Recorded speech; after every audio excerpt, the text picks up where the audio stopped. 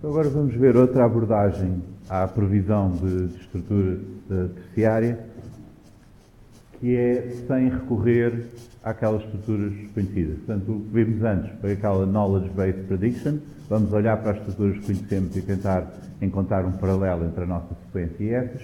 Agora vamos ver este ab início, que é desde o zero, desde o início, a fazer a previsão. Portanto, aqui o que nós estamos a assumir é que na sequência está tudo o que é preciso, toda a informação necessária para determinar a estrutura da proteína. E então, se nós soubermos como é que a proteína se comporta, como é que aquela sequência de resíduos de aminoácidos se vai comportar, nós conseguimos modelar o processo físico de enrolamento. Isso será por dinâmica molecular. Nós vamos tentar simular o enrolamento da proteína. Ou então, se conseguimos avaliar diferentes conformações, qual é a sua energia, nós podemos usar estes métodos de Monte Carlo, que consistem em fazer uma amostragem de conjuntos de conformações e tentar encontrar, por exemplo, quais são aquelas conformações de energia mais baixa, como é que é a distribuição, etc. Portanto, fazer aí uma análise estatística, não só usar isso para encontrar uma estrutura ótima, mas também para ter uma ideia de como é que a estrutura, como é que aquelas famílias de estruturas da mesma proteína se distribuem. Portanto, estes métodos são diferentes daqueles que vimos antes, ab início, porque não estão a olhar para estruturas conhecidas para tentar ajudar a previsão. Existem estes métodos mistos, em que combinam previsão knowledge-based, previsão com base em estruturas conhecidas, com estes métodos ab início. Vamos falar também muito brevemente sobre estes no fim.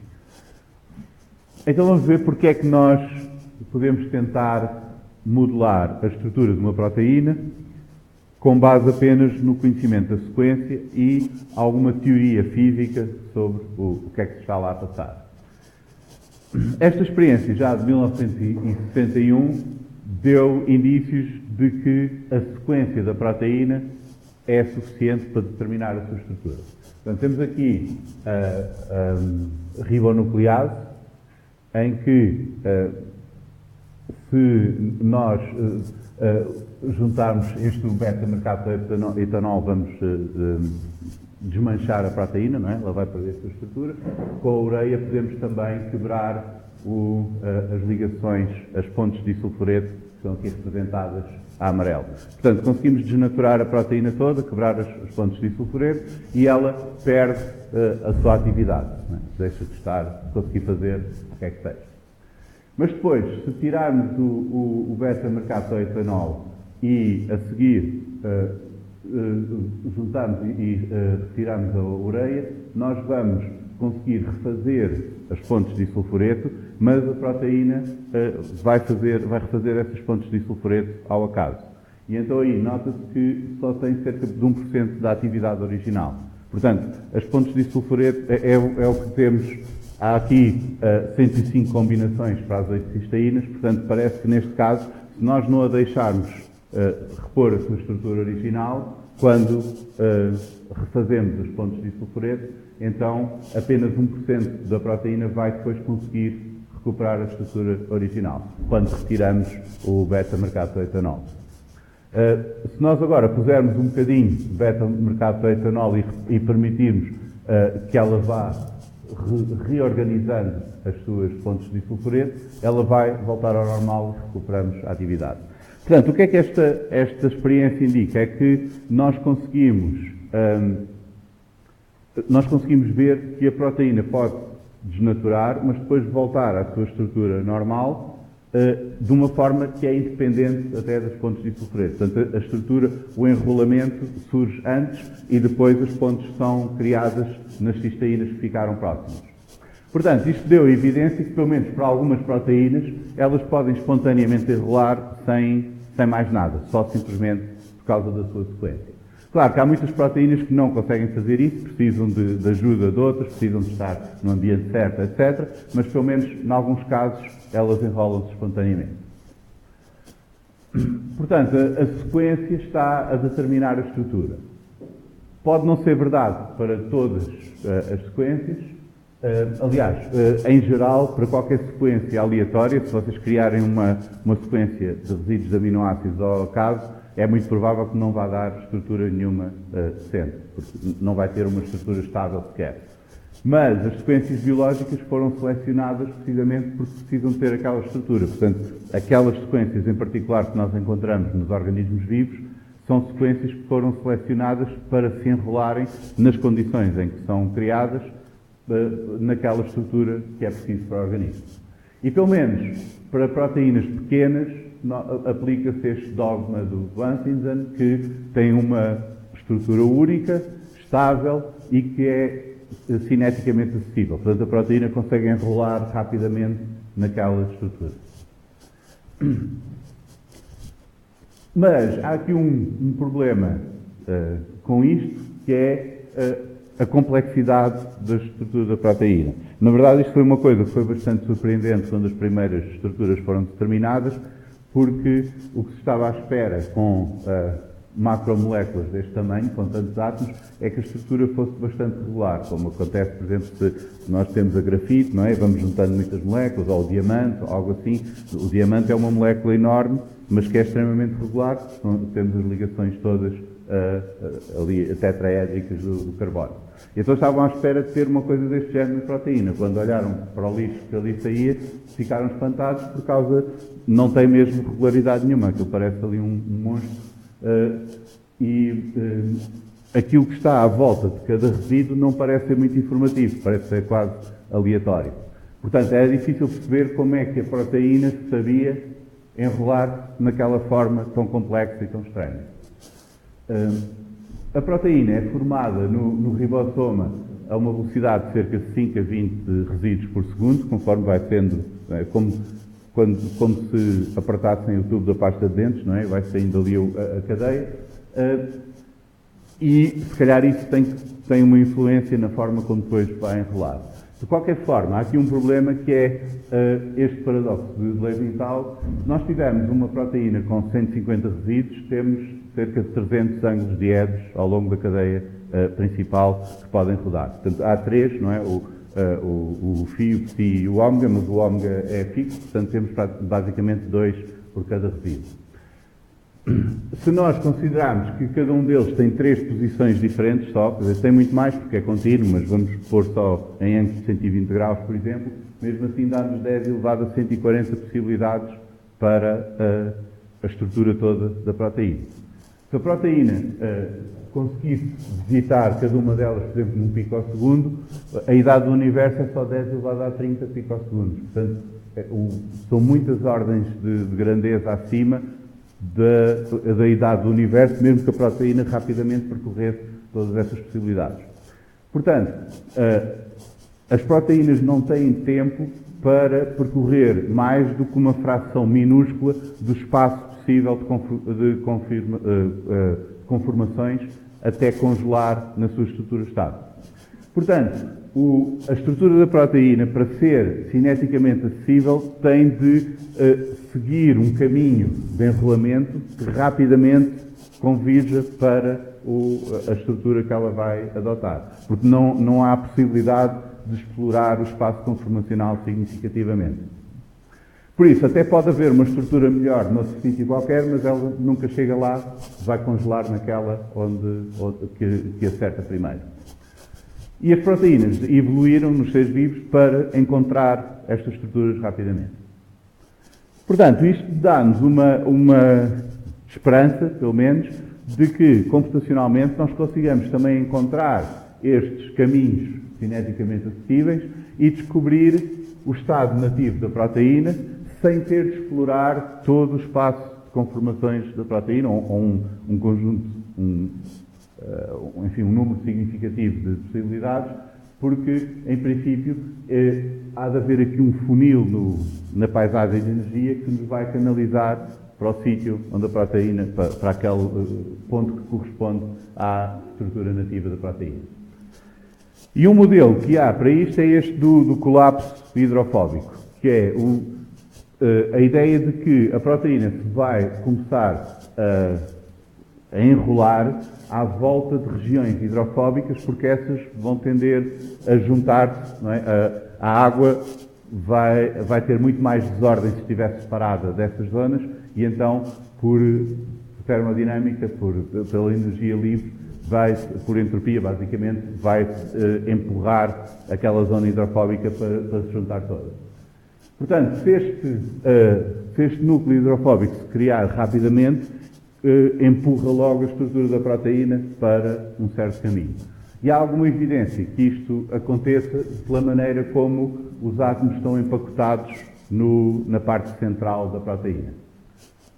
Portanto, este é um exemplo em 74, como fizeram para calcular os volumes ocupados por átomos e por grupos de átomos na parte central da proteína, neste caso numa lisosima e numa ribonuclease, e a densidade próxima de 0,75 está dentro da gama normal para cristais de moléculas orgânicas pequenas. Portanto, quando empacotamos moléculas orgânicas completamente, temos uma densidade de átomos semelhante ao que encontramos dentro de uma proteína. Portanto, a parte central da proteína parece estar mesmo toda empacotada. Este método dos poliédros de Voronoi basicamente consiste em, olhando para cada par de átomos numa vizinhança, considerar o plano perpendicular à ligação entre os átomos. Portanto, conseguimos criar estas faces destes poliedros e depois pode-se medir o volume para cada átomo do poliedro que ficou desenhado à sua volta. E aí dá-nos uma ideia da densidade em que os átomos estão empacotados. Portanto, este é o modelo que temos aqui, deste colapso hidrofóbico, que primeiro a proteína vai agregar as suas partes mais hidrofóbicas e vai puxar tudo o resto depois a organizar à volta disso. Agora, é difícil de medir isto experimentalmente, não conseguimos ver a proteína assim enrolar, mas conseguimos fazer algumas estimativas acerca deste colapso hidrofóbico usando modelos simplificados da estrutura de proteína, estes lattice models, que são usados principalmente em estudos termodinâmicos para calcular as proporções entre diferentes conformações e ter uma ideia dessas distribuições. Normalmente, no caso das proteínas, nós temos um modelo simplificado de interação, este modelo HP, do hidrofóbico e polar, em que os resíduos de aminoácidos são só considerados em dois tipos, os hidrofóbicos e os polares.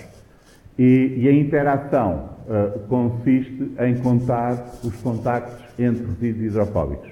Portanto, assume-se que os resíduos hidrofóbicos vão tender a estar em contacto uns com os outros. E a geometria também é simplificada. Vamos considerar que cada resíduo de aminoácido é simplesmente uma esfera e que estão dispostos numa grelha regular. Por exemplo, uma grelha cúbica ou cúbica de faces centradas. Vou mostrar alguns exemplos. Portanto, isto será um exemplo de uma estrutura simplificada em que temos aqui a cadeia principal da proteína. Cada resíduo de aminoácidos é simplesmente uma bolinha ali, numa célula da grelha. Há aqui resíduos hidrofóbicos, estes verdes, que vamos tentar otimizar o contacto entre eles e podemos ter estruturas diferentes para a mesma cadeia representadas naquela matriz. Isto não é uma representação realista de uma estrutura de proteína, mas permite fazer uma pesquisa exaustiva de conformações diferentes, neste caso, e ver as diferenças de energia nas populações quando temos aqueles contactos hidrofóbicos ou não, etc. Outro tipo de modelo aqui são estas grelhas cúbicas de face centrada, em que consideramos também os centros das faces e que permite ter aqui uns outros ângulos diferentes de 90 graus. Mas basicamente são este tipo de modelos simplificados de estrutura de proteínas que servem para fazer uma exploração exaustiva, sistemática das conformações diferentes e ter uma ideia das distribuições das diferentes conformações. Por exemplo, para ver a termodinâmica do enrolamento e assim por diante. Não nos permite, no entanto, depois tentar prever a estrutura de uma proteína real, porque estamos ali a simplificar imenso, os resíduos de aminoácidos são todos iguais, são todas esferas, só temos um tipo de interação entre hidrofóbicos e assim, e além disso, isto permite-nos ter uma ideia da forma daquela paisagem de energia, da superfície de energia, portanto, de como é que é o funil que vai determinar uma estrutura melhor, mas não nos dá uma ideia da parte cinética. E essa provavelmente é mais importante nas proteínas, porque as proteínas não estão a percorrer o espaço todo de possibilidades, estão a cair para um mínimo local mais próximo e cineticamente acessível. Portanto, basicamente, o problema aqui é como é que a sequência vai determinar a estrutura. Nós precisamos ter um caminho fácil de encontrar entre a sequência, a proteína desenrolada e a proteína na sua forma nativa. Portanto, esse tem de ser fácil porque a proteína não tem tempo para estar a explorar uma grande parte do espaço de conformação.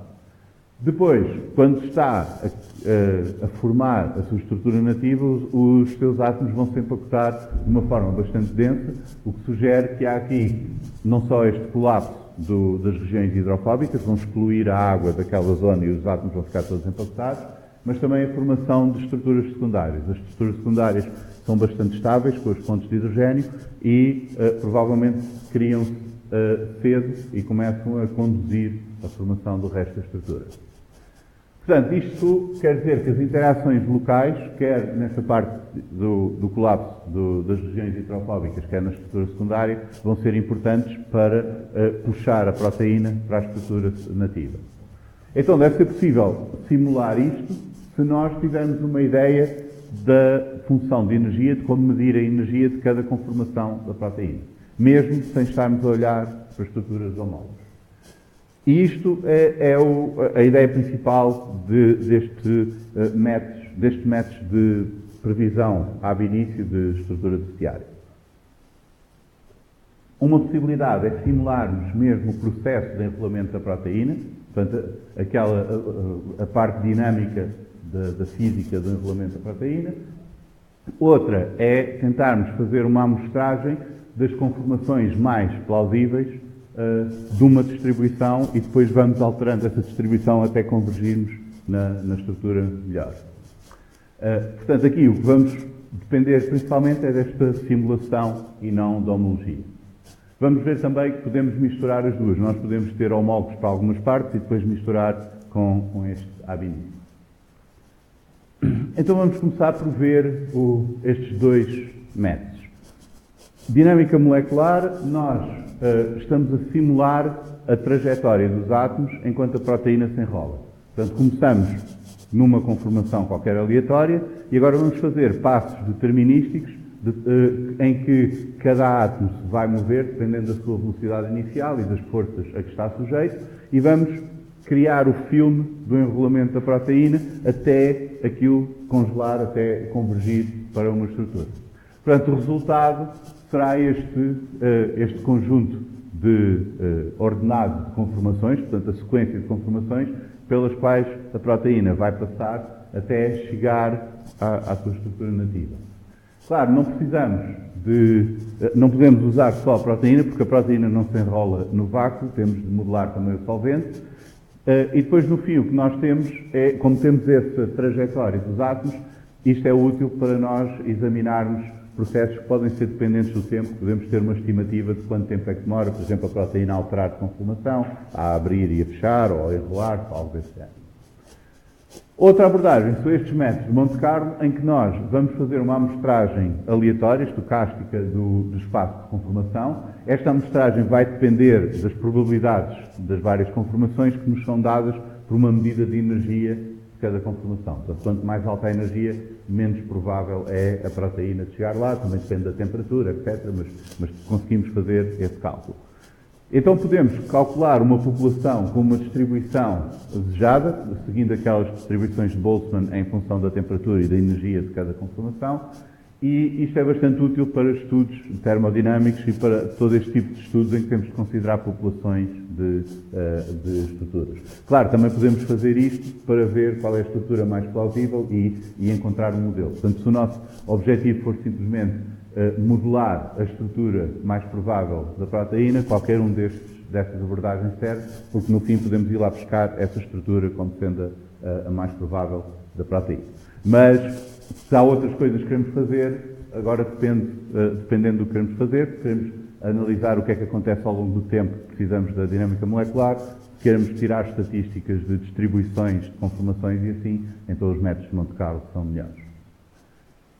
Então vamos começar pela dinâmica molecular. O que nós estamos a fazer aqui é simular o enrolamento da proteína, portanto estamos a simular aqueles processos dinâmicos, e é um género de uma experiência teórica em que estamos a fazer a experiência de enrolar a proteína, mas só no computador, computacionalmente.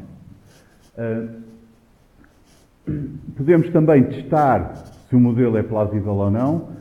Enfim, podemos fazer várias coisas com isto, e o que estamos a fazer é basicamente usando métodos numéricos para ver como é que a proteína se deve comportar. Isto exige cálculos muito repetitivos, porque a cada passo temos de recalcular todas as forças, as acelerações, velocidades, etc.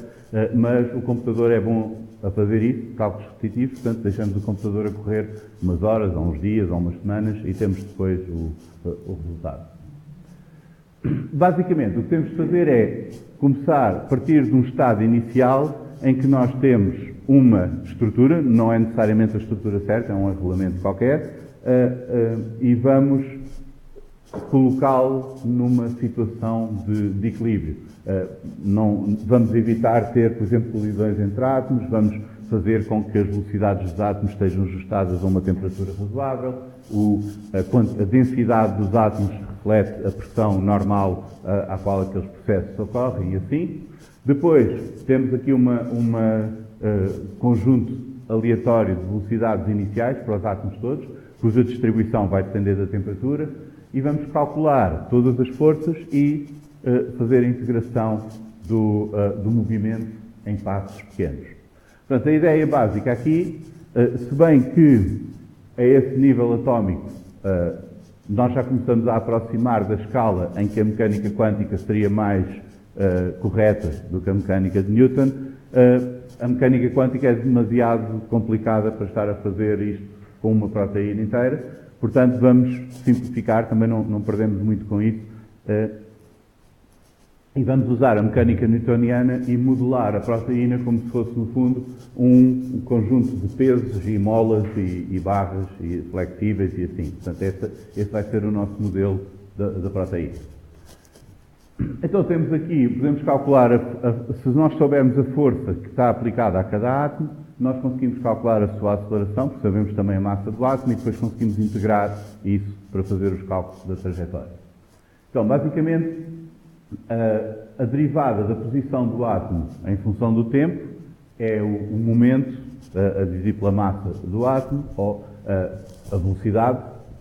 A derivada do momento em função do tempo é a força que é aplicada ao átomo, ou o produto da aceleração pela massa, e precisamos agora de saber qual é a força que está a ser aplicada ao átomo. E isso podemos ir pelo gradiente de uma função de potencial. Portanto, se nós conseguimos calcular a função de potencial em cada átomo, as derivadas parciais, não é, no x, y, z dessa função de potencial vão nos dar o vetor da força que está a ser aplicada ao átomo, e depois, sabendo a massa, nós conseguimos calcular a aceleração, como é que a velocidade muda e como é que a posição do átomo muda.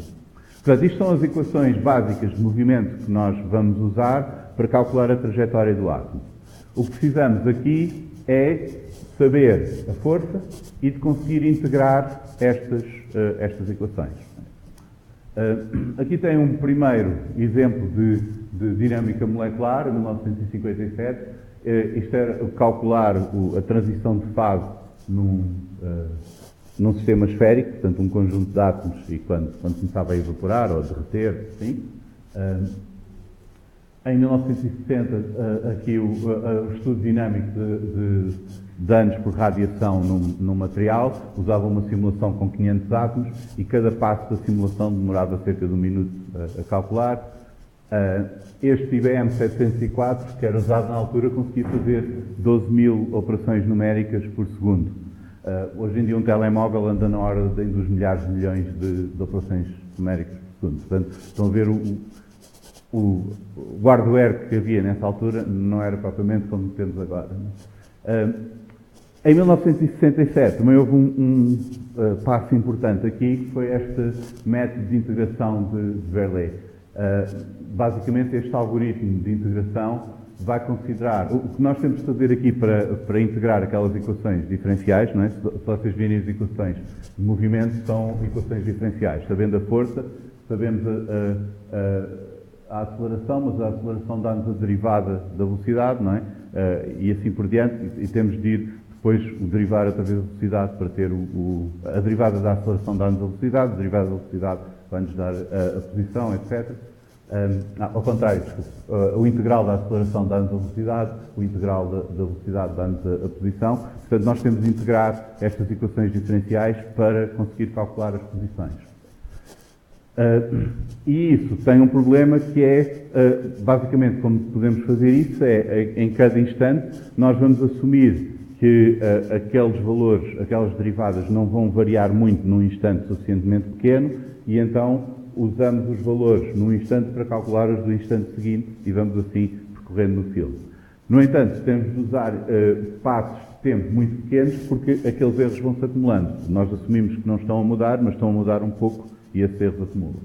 A vantagem deste algoritmo de Sturmer-Verde é que, usando estas expansões de Taylor para o ponto no instante seguinte e o ponto no instante anterior, nós conseguimos escrever um em função do outro e cortar aqui alguns termos, e então ficamos com uma parte em função da posição que temos agora, no t, e a posição anterior. Portanto, para calcular a posição seguinte, vamos usar a posição neste momento e no tempo anterior. E depois temos um termo da aceleração com o passo de tempo ao quadrado, e o erro é da ordem do passo de tempo à quarta. Portanto, rapidamente desaparece quando temos um passo de tempo pequeno. Portanto, desta forma conseguiu-se reduzir o erro da integração, permite passos de tempo maiores e este é um algoritmo bastante usado para fazer este tipo de integrações. O Verlet precisa de 2 pontos iniciais, mas o passo inicial podemos usar uma expansão diferente só para obter aqueles 2 pontos. E depois tem aqui algumas variantes, por exemplo, podemos usar o termo de velocidade explícito aqui, em vez de usar só da aceleração. O leapfrog vai fazer numa iteração, altera as posições, noutra altera as velocidades e a aceleração e assim. Enfim, há várias variantes disso, mas a ideia geral é que nós temos as equações de Newton para o movimento, são equações diferenciais e nós precisamos de integrá-las numericamente. Depois é importante a forma como nós fazemos isso, vai determinar, no fundo, o erro que nós temos a cada passo de integração e quantos passos de integração é que temos de fazer nos nossos cálculos. Portanto, isto resolve um problema. Como é que estamos a integrar as equações de Newton? No entanto, temos aqui outro problema, que é nós precisamos saber a força que está a ser exercida em cada instante a cada átomo e isso é-nos dado pelo gradiente da função de potencial. Portanto, precisamos de uma função de potencial que nos diga qual é a força que vai ser aplicada a cada átomo. E isto é o que se chama, em dinâmica molecular, ou em modulação ab início, um force field, um campo de forças. O campo de forças não é como no Star Trek ou coisas assim, é no fundo o que nos dá isto, o que nos dá a força aplicada a cada átomo. Portanto, será uma função de potencial que nós podemos derivar para calcular a força aplicada a cada átomo. E esta vai ter vários parâmetros. Nós temos aqui um exemplo, este potencial de Lennard-Jones para 2 átomos que não estão ligados, para 2 átomos, para um par de átomos, tem aqui a repulsão de Pauli e a atração de Van der Waals, então vai-nos dar uma curva assim. Se nós tentarmos espremer muitos átomos, vamos ficar com uma força muito grande a tentar empurrá-los para fora. Se os afastarmos, temos aqui alguma resistência, portanto, átomos que não estão ligados entre si, mas quando os afastamos, temos alguma resistência que vai diminuindo quanto mais longe estão. Esta resistência deve-se àquela atração de Van der Waals por causa da indução de deformações na nuvem de eletrões, etc. Portanto, aqui temos um termo do nosso campo de forças para quaisquer pares de átomos que estejam próximos. Depois temos o potencial de Coulomb quando os átomos têm cargas. Se os átomos têm cargas, nós temos de considerar a atração ou repulsão eletrostática entre eles. Temos também as ligações moleculares. As ligações moleculares são modeladas como molas bastante rígidas. Temos aqui, por exemplo, o comprimento da ligação. Temos uma função quadrática à volta do comprimento ideal. Os ângulos de ligação, temos por exemplo, uma função quadrática com os ângulos. Podemos também ter estas funções diferentes, por exemplo, para os ângulos diedros. Uma é quadrática em relação ao ângulo mais provável, outra é harmónica com os cossenos, podemos andar com o ângulo à volta e assim. Mas basicamente não são os detalhes mesmo das funções que estão aqui, mas estamos a modelar todos estes aspectos da estrutura, distâncias entre os átomos, atrações eletrostáticas, ligações entre os átomos, depois temos as massas dos átomos e assim por diante, e assim temos um conjunto de parâmetros que nós podemos criar para a nossa função de potencial. Portanto, isto será o campo de forças, porque é aquilo que nos permite depois calcular a força aplicada a cada átomo em cada ponto do espaço. Agora, como é que nós podemos encontrar estes parâmetros? Podemos também tentar fazer isto ab início, porque existe alguma teoria por trás destas forças, não é? Com mecânica quântica,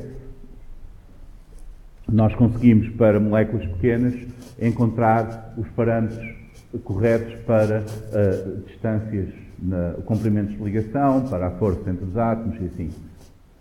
Quando temos moléculas muito grandes, isto torna-se mais difícil porque a parte da mecânica quântica é computacionalmente muito complexa e então podemos ter métodos semi-empíricos. Basicamente, temos conjuntos de parâmetros destes que são bons para proteínas, depois outros conjuntos de parâmetros são bons para DNA, coisas assim, porque foram ajustados empiricamente, apesar de serem os mesmos átomos às vezes, ou partes das moléculas serem parecidas, os parâmetros foram ajustados empiricamente de forma que as previsões da dinâmica se correspondessem às estruturas que nós conhecemos.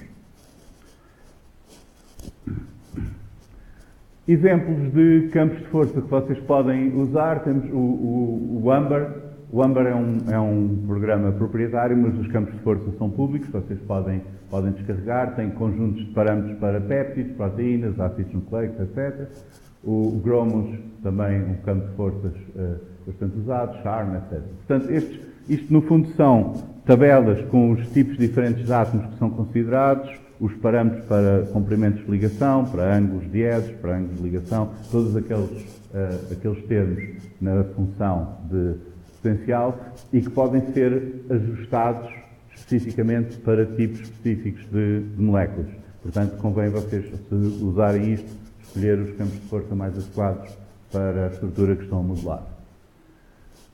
Agora, como é que nós fazemos isto depois? Como é que pomos a proteína a enrolar? Nós temos de considerar que aquela molécula está a enrolar num ambiente que tem outras moléculas à volta e em princípio será muito maior do que a estrutura da molécula. No entanto, nós não conseguimos simular explicitamente todo esse ambiente. Nós não conseguimos fazer a simulação, por exemplo, de um tubo de ensaio com muitos milhões de moléculas lá dentro. Então, o que se usa é estes Periodic Boundary Conditions, que basicamente consistem em simularmos uma região pequena, um volume à volta da estrutura que nos interessa, e assumir que à volta disto existe um conjunto infinito desses volumes, mas que são todos iguais ao nosso. Portanto, se algum átomo sair aqui para o lado, então daqui do lado vem um átomo idêntico que entrou no nosso volume. Ou então até podemos estudar um átomo que sai por aqui, o mesmo átomo entra daquele lado.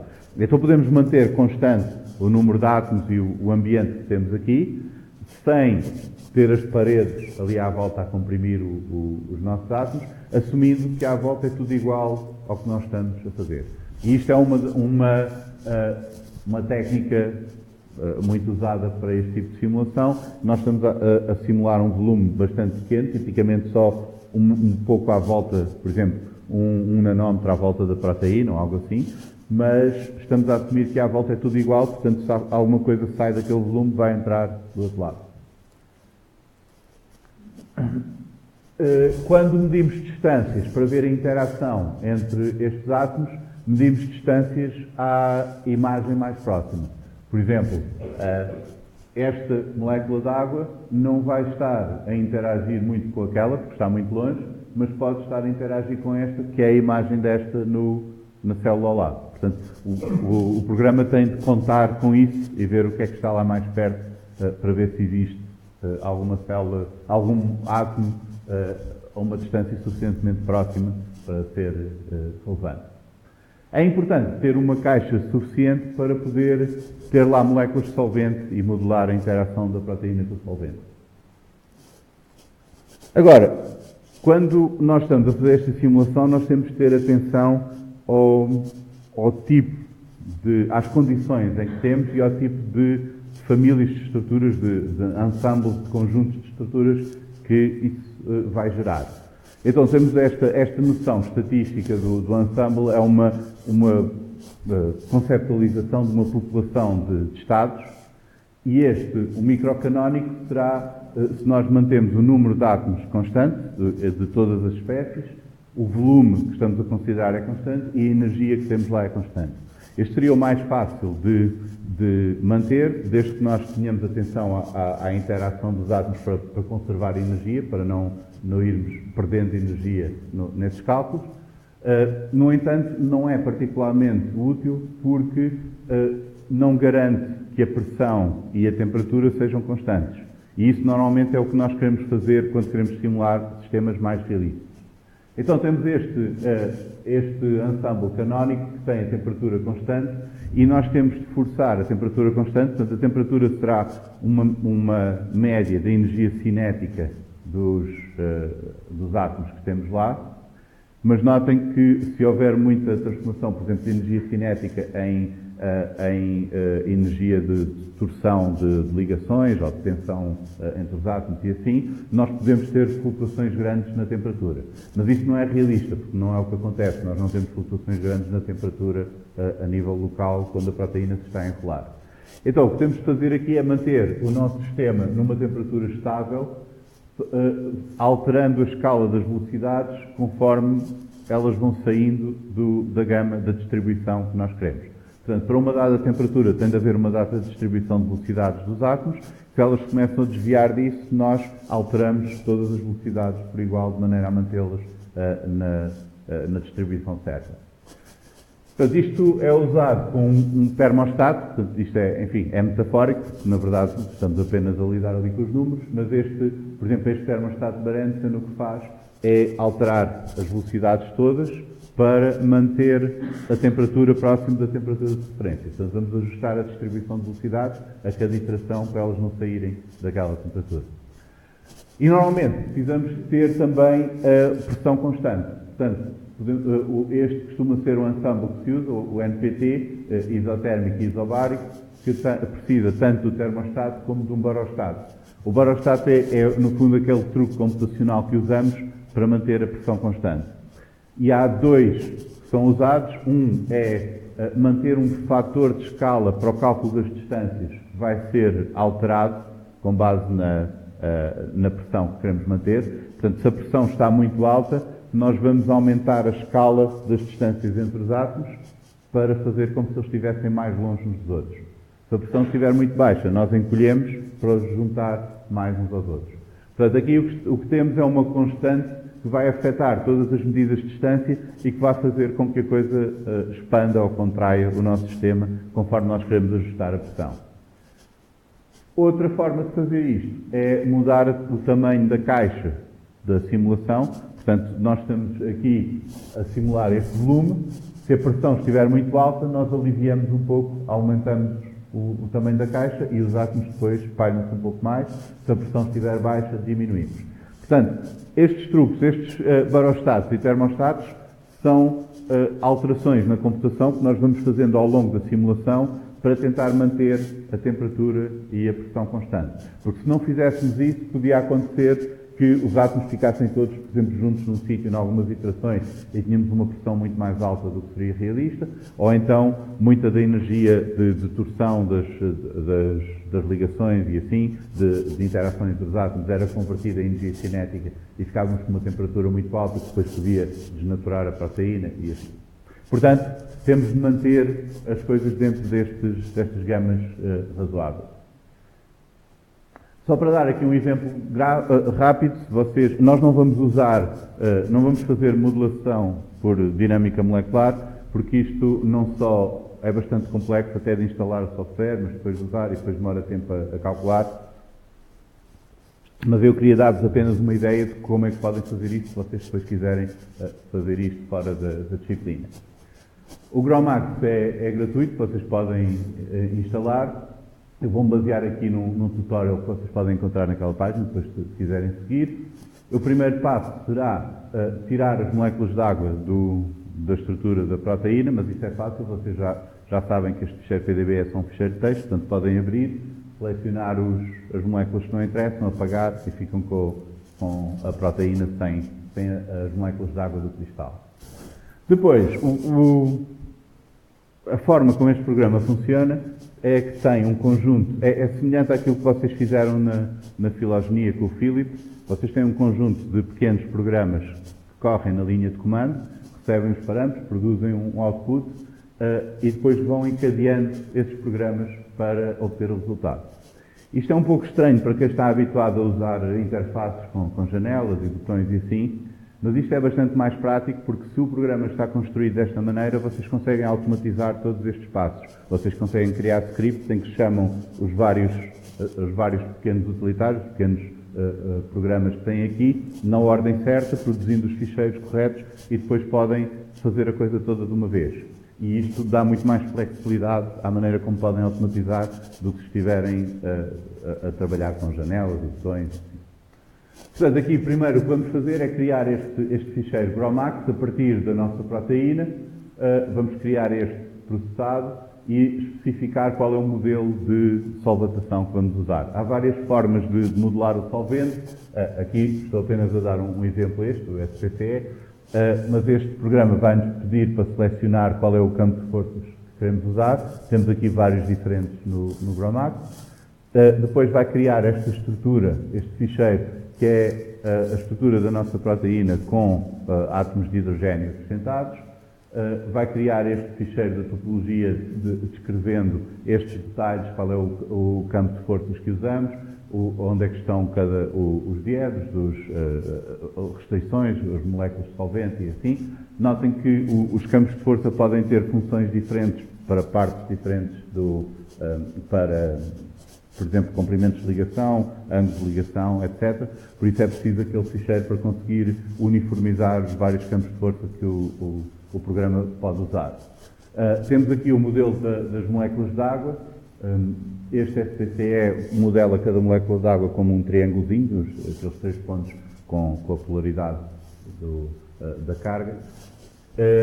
E que vai-nos criar também um ficheiro de restrições nos átomos da proteína, que isto é útil depois, mais tarde, quando quisermos equilibrar as coisas. Vai-nos também avisar que temos uma carga total de 8 eletrões. Portanto, esta proteína é carregada e nós vamos precisar de equilibrar essa carga. E depois vamos fazendo isto, vamos criando os ficheiros de configuração e correndo outros utilitários para gerar as várias partes da nossa simulação. Aqui vamos criar uma caixa onde temos a nossa molécula centrada e onde temos um nanómetro de margem para o fim da nossa caixa. E isto cria o ficheiro de configuração para a caixa onde vamos pôr o solvente e depois aqui geramos mesmo a caixa com as moléculas de água lá dentro. E vai criar aqui este ficheiro com as moléculas de água adicionadas. Portanto, aqui temos a nossa proteína e temos todas as moléculas de água dentro da caixa.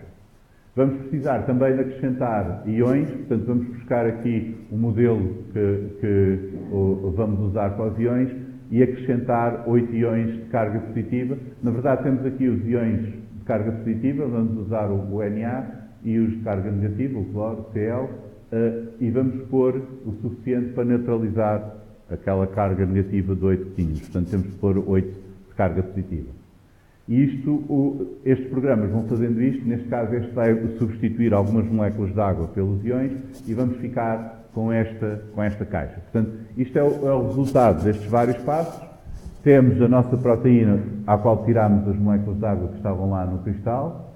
Depois criamos esta caixa com moléculas de água com aquele modelo que especificámos e substituímos algumas delas por sódio, 8 átomos de sódio, para compensar a carga menos 8 da proteína. Portanto, estamos agora a simular o que é que seria o volume à volta da proteína em solução. Agora, precisamos de, primeiro, remover colisões entre os átomos, porque isto foi tudo criado aleatoriamente aqui à volta da proteína.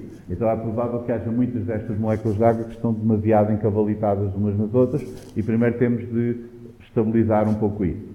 Então vamos fazer uma minimização de energia para minimizar as colisões entre os átomos e vamos criar, temos aqui um ficheiro de configuração para fazer essa minimização, em que especificamos quando é que vai parar. Portanto, neste caso é quando a força máxima entre os átomos estiver abaixo disto, 1000 kJ por mol por nanómetro, qual é o passo que nós vamos dar, o número máximo de passos, etc. Portanto, temos aqui parâmetros para a primeira minimização, que é simplesmente tentar acomodar melhor todas aquelas moléculas de água à volta da nossa proteína para evitar estas colisões. Corremos a minimização e, como veem, nós temos comandos para criar os ficheiros com a configuração e depois comandos para correr a minimização. Isto, para fazer assim manualmente, parece um bocado complicado, porque temos de estar a correr muitas coisas umas a seguir às outras, mas é fácil depois vocês agruparem isto em blocos, em ficheiros bates, e depois correr a vossa simulação toda do início, ou partes que vocês queiram. Pronto, depois de fazer isto, o que nós temos, nós podemos ver o gráfico da energia das colisões dos átomos. Portanto, estamos a separá-los um pouco, a reorganizar as moléculas de água para minimizar a energia devido a essas colisões entre os átomos. Agora vamos precisar de equilibrar a temperatura e a pressão, porque nós podemos ter, naquelas velocidades iniciais, como os átomos estavam muito encavalitados, podemos ter átomos com muita velocidade, podemos ter partes com temperatura muito alta, vamos ter de equilibrar. Então vamos criar aqui vamos adicionar o termostato aqui na nossa configuração para a simulação que vamos correr a seguir e vamos usar restrições na nossa proteína. Portanto, a nossa proteína vai ter estas restrições que dão uma penalização grande a movimentos naqueles átomos. E a razão para isto é que, se nós agora corrermos a simulação sem restringir o movimento da proteína, como as coisas ainda estão muito agitadas, não estabilizamos a temperatura, nós podemos desmanchar a proteína toda. E se nós quisermos partir daquela estrutura que está no PDB e ver o que é que acontece ao longo do tempo, não queremos desmanchá-la toda antes de começar a simulação. Portanto, vamos usar as restrições na proteína e estabilizar a temperatura. Depois fazemos o mesmo para a pressão. Continuamos a restringir o movimento à proteína, mas vamos agora estabilizar a pressão alterando o volume daquela região onde estamos a simular, aquela caixa onde estamos a simular, e deixando correr algumas iterações para estabilizar a pressão nas moléculas de água, enquanto a nossa proteína está praticamente presa, que é para não se desmanchar antes de estabilizar a pressão. Depois que temos a temperatura e a pressão estabilizada, agora é que podemos começar a simulação. Pronto, a ideia aqui não é vocês memorizarem os comandos ou assim, mas é terem noção de que, se querem correr a dinâmica molecular, têm de ter atenção em que, quando começam a simulação, estarem numa situação minimamente realista. A distribuição de velocidades dos átomos tem de estar de acordo com a temperatura que vocês querem, o empacotamento dos átomos dentro daquele volume tem de estar de acordo com a pressão que vocês querem, e isso exige não só criar tudo com o equilíbrio de carga, com os iões e assim, mas também reduzir as subposições e estabilizar a temperatura e a pressão antes de começar a simulação.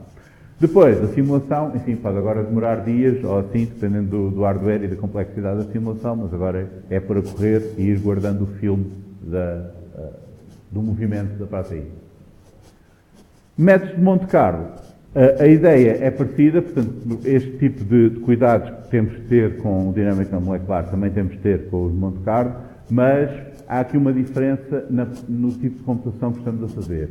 Enquanto na dinâmica molecular não queremos integrar aquelas equações de movimento, ou seja, queremos andar passo a passo no filme do enrolamento da proteína, na dinâmica molecular nós vamos tentar encontrar a distribuição de conformações daquela molécula e fazer uma amostragem por essa distribuição.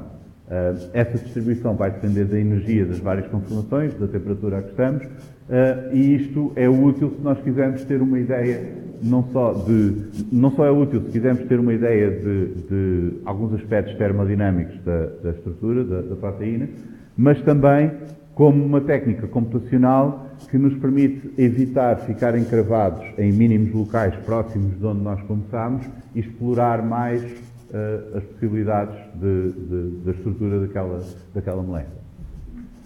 Então, basicamente, o que nós vamos fazer é selecionar uma parte, um átomo, um ângulo diedro, um ângulo de ligação, algo assim, um elemento aleatório na nossa estrutura. Vamos alterá-lo por um valor aleatório também. E agora vamos aceitar ou rejeitar essa alteração com uma probabilidade que depende da energia com que a estrutura ficou. Se nós fizermos uma alteração em que vamos pôr, por exemplo, uma molécula de água em cima de um átomo de carbono e a energia dispara porque estamos a espremer os átomos um contra o outro, é muito improvável que essa seja aceita. Mas se for o contrário, por exemplo, se a molécula de água se afastou um bocado e a energia baixou muito, então torna-se mais provável aceitarmos esta. E nós podemos fazer isto com uma molécula ou com uma população de moléculas e mantendo uma população, ou várias populações até, agora depende de como é que implementamos, mas a ideia é que não estamos a fazer alterações que sigam a velocidade e a aceleração dos átomos, estamos a fazer alterações aleatórias e decidimos se guardamos ou não em função da energia com que fica e da probabilidade a que isso corresponde pela distribuição de Boltzmann à temperatura a que estamos. Portanto, isto é um método não determinístico, ao contrário da dinâmica molecular, nós não estamos a seguir aquele filme deterministicamente, e vamos gerar amostras de conformações que seguem aquela distribuição de Boltzmann. Portanto, se a probabilidade de aceitar ou rejeitar cada uma depende da sua energia e a probabilidade que é dada pela distribuição de Boltzmann, nós, se fizermos isto muitas vezes, vamos obter um conjunto de conformações que segue aquela distribuição. Portanto, permite-nos fazer tirar algumas conclusões acerca da termodinâmica destes conjuntos. Não temos aqui um passo de tempo, ao contrário do que temos na dinâmica molecular, porque não existe necessariamente uma relação temporal entre as várias amostras que vamos obtendo, várias estruturas. Enquanto que na dinâmica molecular existe, temos uma sequência ordenada de estruturas ao longo do tempo. E, tipicamente, em Monte Carlo, métodos de Monte Carlo, nós não estamos à procura de uma única estrutura, estamos à procura de ter uma ideia de como é que é a população das conformações a partir daquela amostra que nós criamos, que segue a mesma distribuição de probabilidades. Portanto, estamos a lidar sempre com grupos de moléculas, com populações de moléculas que tendem a representar o que é que pode acontecer àquelas estruturas. Mas, de resto, os detalhes de como é que avaliamos a energia e assim acabam por ser idênticos. No fundo, para nós podermos fazer isto, para nós podermos aceitar ou rejeitar as alterações em função da probabilidade que nos é dada pela distribuição de Boltzmann, precisamos da energia. E isso é calculado da mesma maneira como vimos para a dinâmica molecular, portanto, pelos campos de força, com as coordenadas todas, etc.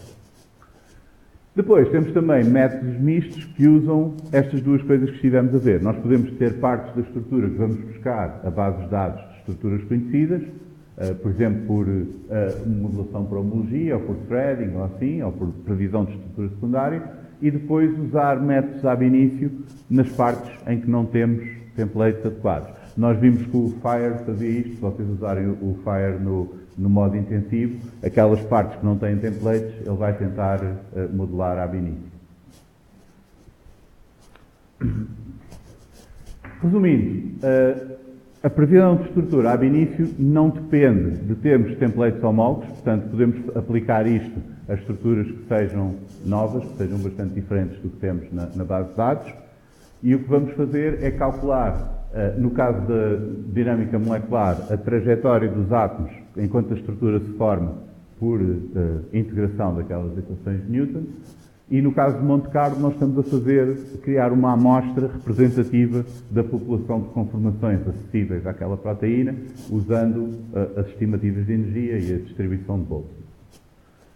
Notem que em ambos os casos nós temos de ter cuidado com como é que montamos estas simulações, porque temos de ter os moléculas de solvente, equilibrar as cargas, a temperatura e a pressão certa e assim por diante. Portanto, não é simplesmente pegar na estrutura e pôr aquilo a correr.